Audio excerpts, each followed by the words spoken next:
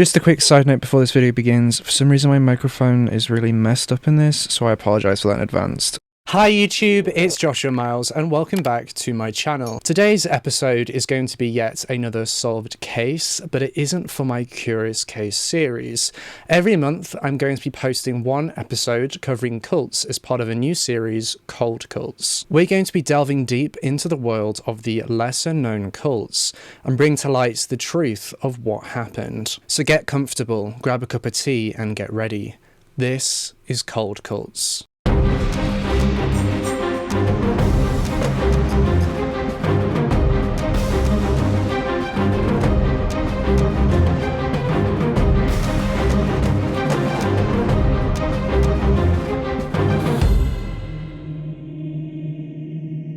Fall River, Massachusetts is a quiet city in Bristol County with a population of just under 90,000 residents. The city is most well known for its non-profit maritime museum and war memorial, Battleship Cove, which is actually the largest collection of World War II naval vessels in the world. The Maritime Museum was established in August of 1965 in Fall River, and the residents were over the moon with more than 250,000 visitors coming to the museum in its first year of operation.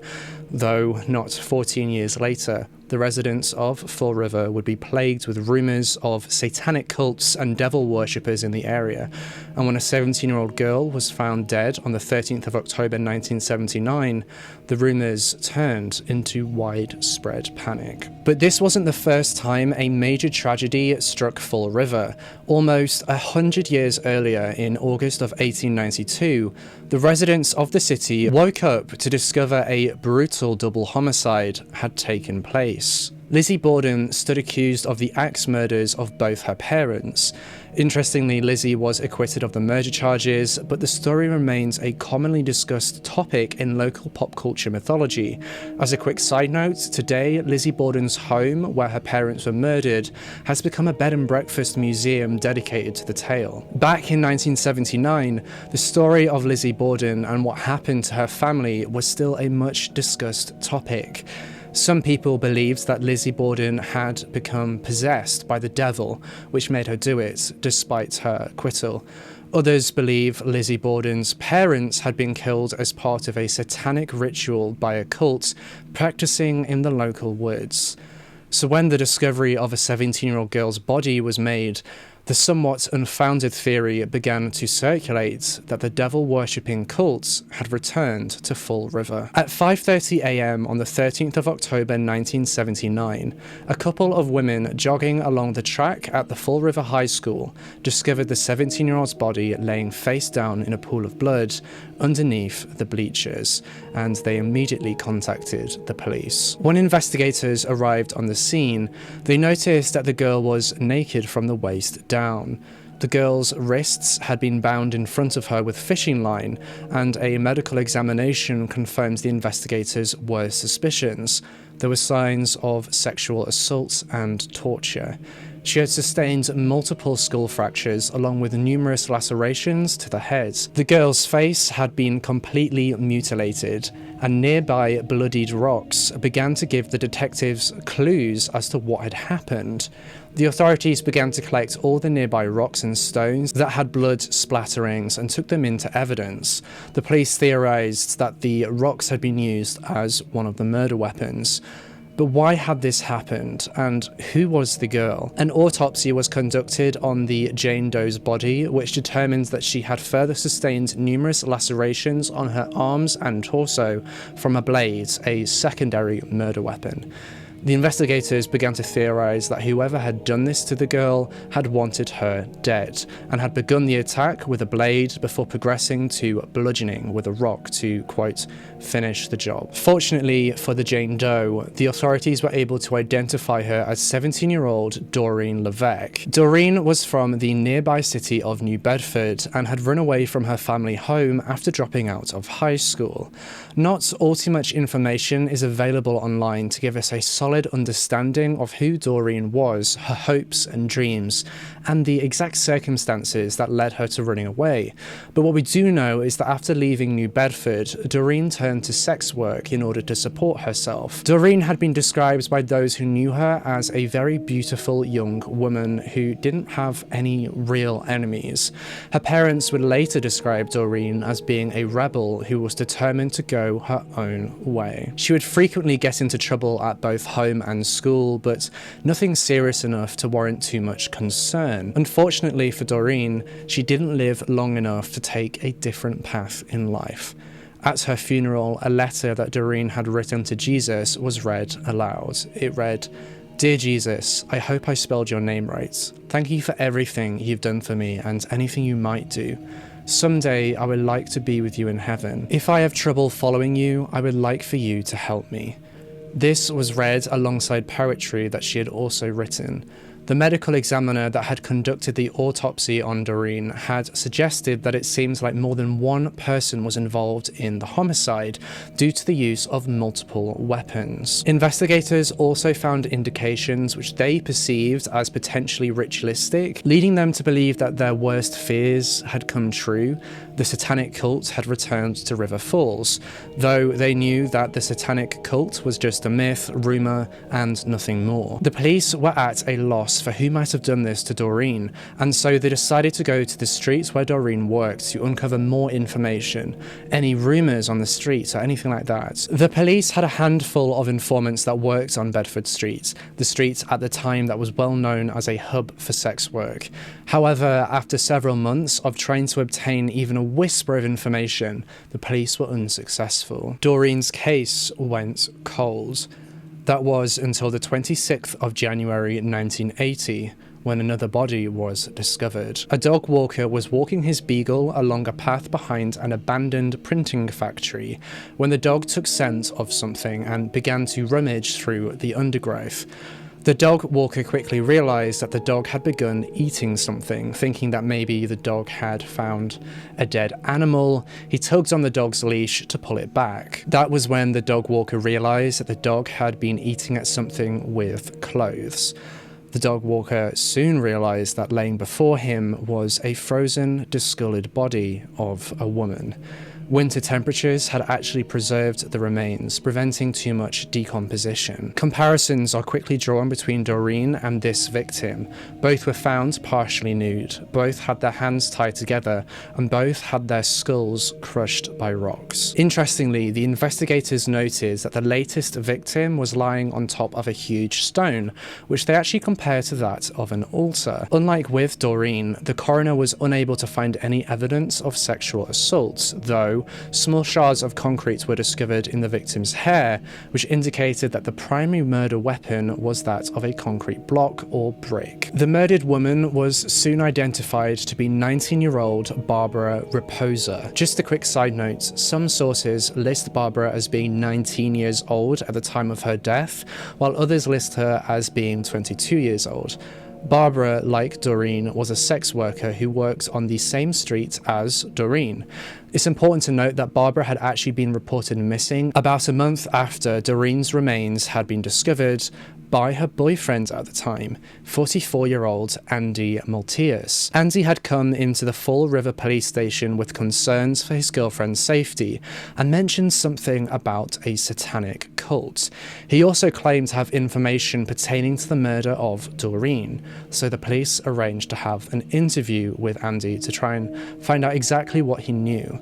Andy was actually known to the police officers in Fall River. He was a paedophile, a sexual sadist, a violent rapist, and had recently devoted himself to Christianity. He started his interview with the police by saying, quote, "Jesus Christ is my personal Lord and Saviour. Once I worshipped Satan, now I worship Jesus." The investigators made note of the strange way the interview had started, and little did they know, the interview was about to get a lot stranger. Andy informed the investigators that at the time of Barbara's disappearance, both he and Barbara were practicing Satanists.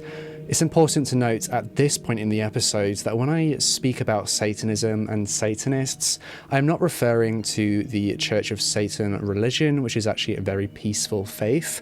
You must draw a clear distinction between the Church of Satan and how I discuss this form of Satanism in this episode, and you'll realise towards the end why Satanism in this case is described and painted as being a stereotypically violent and disturbing manner of worshipping pure evil.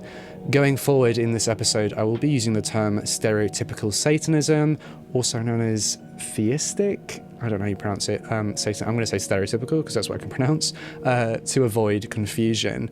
Stereotypical Satanism being the stuff you see portrayed in horror movies with sacrifices and people chanting in the middle of the night around an altar of blood, and atheistic Satanism being the peaceful new religious movement, aka the Church of Satan. If you want to learn more about the Church of Satan, you can find a link in my sources down below. Andy described to the investigators that he and Barbara were practicing stereotypical Satanists who were involved in a local cult. He also revealed to the detectives that Doreen had also been involved in the local stereotypical Satanist cult too, prior to her death, but Andy claimed to have no first-hand knowledge of her murder, though he did state that he believed the local cult to be responsible for her death. Of course, the detectives listened in a state of disbelief. Was this the ramblings of a crazy man who wanted attention, or was this a nightmarish tale of reality? Aware of the understandable skepticism that the police had with Andy's story, Andy proposed that he arrange a meeting between the investigators and two other members of the stereotypical Satanist cult. With no other leads to go on, the investigators decided to entertain Andy and accepted his offer, and a few days later, detectives found themselves sitting at the other side of the table from two of the alleged cult members, Karen Marsden and Robin Murphy. The two women appeared to be complete opposites of one another. Karen was a 20-year-old single mother who was nervous and emotional, whereas Robin was a 17-year-old girl who appeared cold, deliberate, and calculated. Both Robin and Karen conducted sex work in Fall River, with Karen being a runaway and substance abuser, while Robin was an aspiring pimp and tough street kid. The investigators took note of Robin's highly domineering personality and apparent high intelligence. Robin remained quiet throughout the interview, seeming to almost study the investigators, while Karen did all of the talking. Karen revealed that she was roommates with Robin and that they were lovers on occasion, but that they weren't really all too aware or connected to Andy. He was just somebody that they knew from around. As the interview progressed, Karen became more and more emotional, rambling about anything and everything that came to her mind. That was until she finally broke. Through heavy sobs and tears, while Robin sat emotionless next to her, Karen told the investigators, quote, "Carl Drew killed Doreen Levesque." The detectives had one question. Who was Carl Drew? Carl was actually known to the authorities as being a 26-year-old pimp with a violent reputation. He was born and raised on a small farm in New Hampshire and had a very rough upbringing. Carl endured hard labor and physical abuse throughout his childhood and upbringing. His father was an alcoholic who made Carl do all sorts of dangerous and traumatic things, such as lowering Carl by the ankles into a well to remove dead rats. Eventually, after suffering this abuse, Carl decided enough was enough, and so he ran away from home at age 14. He eventually arrived in Fall River, where he found a home in the city's criminal underground, becoming involved with drug addicts, sex workers, and gangs. At the age of 26, Carl operated his own sex work ring on Bedford Street in Fall River, and he even had a connection to the murdered 17-year-old Doreen, because he was her pimp.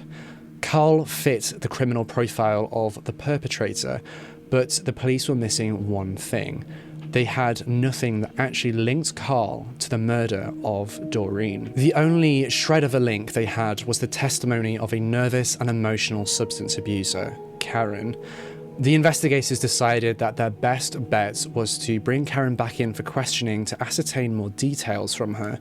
The police offered Karen witness protection for her cooperation in the interview, though she refused to give up any more details. Karen did say one thing to the detectives that stuck with them, however, quote, "If I turn up dead, Carl Drew was responsible." Over the next couple of weeks, the investigators kept in contact with Karen just in case she changed her mind.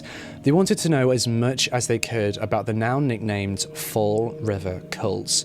One of the interviews that was conducted with Karen was of particular interest to the police. Karen told the detectives in floods of tears that, quote, "I'm a good person, I believe in God."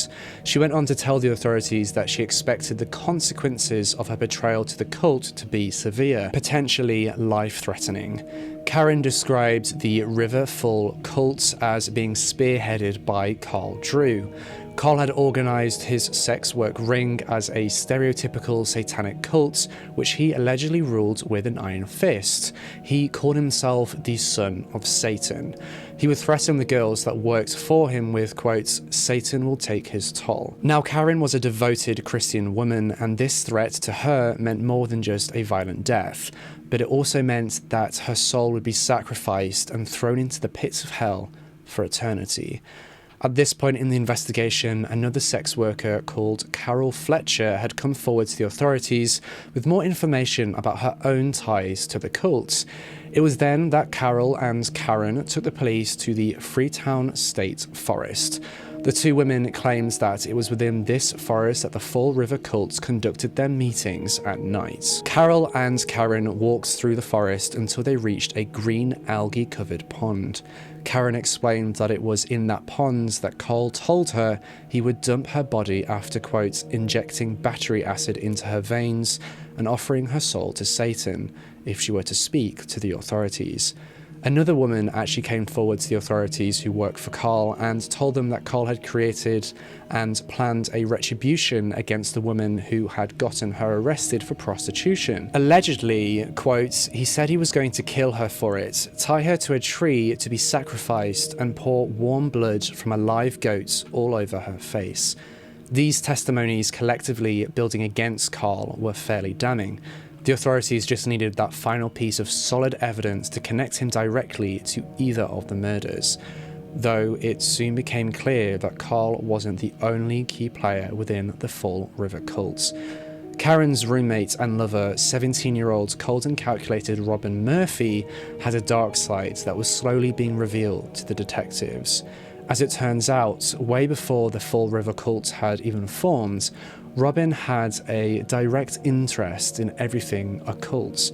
Karen and others who knew Robin described her to the authorities as being psychologically unstable and having a short temper, which often ended with violence. Was Robin the leader of the Fall River cult?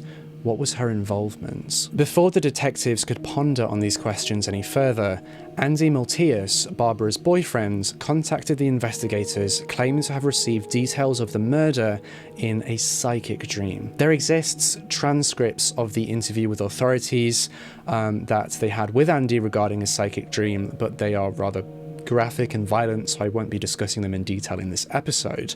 What's important to note about the transcripts, however, is that Andy described details that he wouldn't have known unless he was there at the crime scene when the murder had taken place. He revealed the exact positioning of Barbara's body, where her remains had been discovered, her time of death, the way she had been killed, and several other details about the murder, all of this information being information that was not public knowledge at that point. Despite Andy's claims that this newfound information was due to a psychic dream, the police were far less convinced. Andy was arrested and charged with the homicide of Barbara. After all, he was the last person to have seen her alive, and he knew crucial information that wasn't available to the public. But did Andy actually carry out the murder? Was he just a witness? What was his role? And what role did Carl and Robin have in the killing? A few days after Andy had been arrested, detectives were contacted by an unexpected informant who offered to testify against Andy as a witness to the murder. This informant being Robin Murphy. Robin claims to have been present for the killing of Doreen and of Barbara. In exchange for her cooperation, Robin made a deal with the authorities to be placed in protective custody and to be granted immunity in both of the homicide cases. Robin claims that Andy had killed his girlfriend Barbara after he found out that she was cheating on him with another man. Robin had been with Andy and Barbara on the night of her death, partying together and driving around the city. Allegedly, at some point in the night, Andy and Barbara began arguing. It was then that Andy pulled the car in behind the abandoned factory and pulled Barbara out of the vehicle before sexually assaulting her. When Barbara cried out for help, Andy began to beat her. He started with his fists and ended with a rock. Following the violent assault, Robin and Andy drove off in Andy's car, leaving Barbara behind to find her own way home. But we know now that Barbara never made it home, and she succumbed to her injuries. Robin had been hesitant to come forward to the authorities with this information, as she feared retribution from Andy, believing that he would do the same to her if she spoke to the police. This testimony, along with Andy's previous criminal history, was enough to put him behind bars for the remainder of his life. You may have noticed, though, that there exists several discrepancies between Robin's story and the findings at the crime scene. For instance, Barbara had her hands tied together when she was found, and there was no evidence found by the medical examiner of any sexual assault taking place. Further, Robin had failed to explain the numerous lacerations that Barbara, like Doreen, had sustained. Robin also failed in this testimony to explain the existence of Carl Drew's stereotypical Satanist cult. Did that cult even exist? Robin then went on to explain what exactly had happened to Doreen. She claims that the two murders were not in any way connected, despite the forensic evidence telling a contradicting story. The only identical factor, according to Robin, in both murders was the fact that she had been present. According to Robin's testimony in Doreen's case, Doreen had been murdered as, quote, an offering of the soul to Satan, and Robin pinned the murder on Carl Drew. Apparently, Doreen left Carl's cult shortly before her untimely death with the hopes of working alone, but leaving the Fall River cult wasn't something Carl would let you do. Robin went on to explain that Doreen had a debt to Satan that needed to be paid, her soul. And so, Carl set about tracking down Doreen and forced her into his car. Joining Carl and Doreen in the car was Robin, Karen, and another man called Willie Smith, someone who was allegedly also part of the Fall River cult. Once Doreen was in the car, they began driving seemingly with no destination in mind. Carl told Doreen on this journey that she couldn't afford to work the streets alone before he physically assaulted her. The group then pulled in behind the high school, and Carl and Willie Smith grabbed Doreen and dragged her under the bleachers. According to Robin, she and Karen remained in the car. She heard no screams and insisted that she had seen nothing. After an unknown period of time, Robin claims that Carl and Willie Smith returned to the car without Doreen, and the group left. Robin asked Carl what had happened to Doreen, to which he replied, quote, "You don't want to know." This account of Doreen's death had more discrepancies in it than in the first. Doreen had been brutally and savagely attacked, which would have warranted loud screams and pleas for help.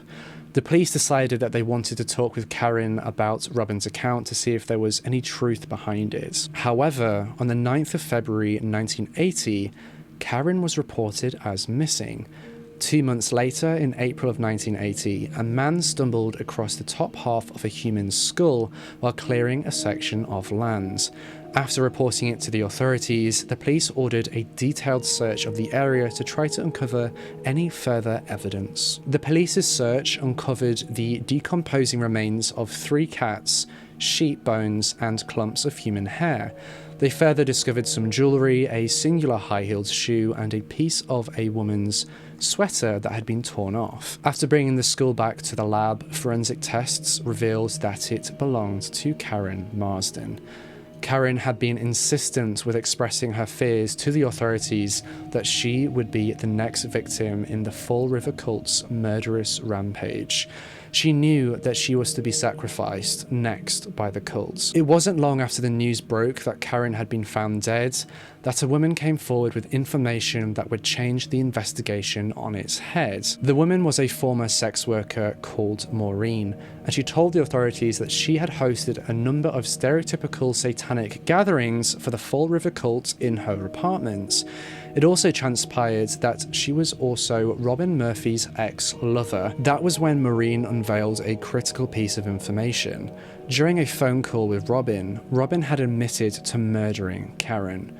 Another woman also came forward and claims that Robin Murphy and Carl Drew had both been responsible for the murder of Karen. According to this witness, she had driven the cult out to the secluded wooded area where the sacrifice had taken place. Robin Murphy had, as part of a witness protection agreement with the authorities, been relocated to Dallas, Texas, as they waited for Andy, Barbara's boyfriend, to go to trial. Upon learning this new information, the authorities issued an arrest warrant for Robin in connection to Karen's murder, and she was immediately brought back to Fall River to undergo questioning. Carl Drew and another man were also indicted and arrested on suspicion of their involvement in the killing. It was during Robin's interrogation that she finally broke down and revealed the truth.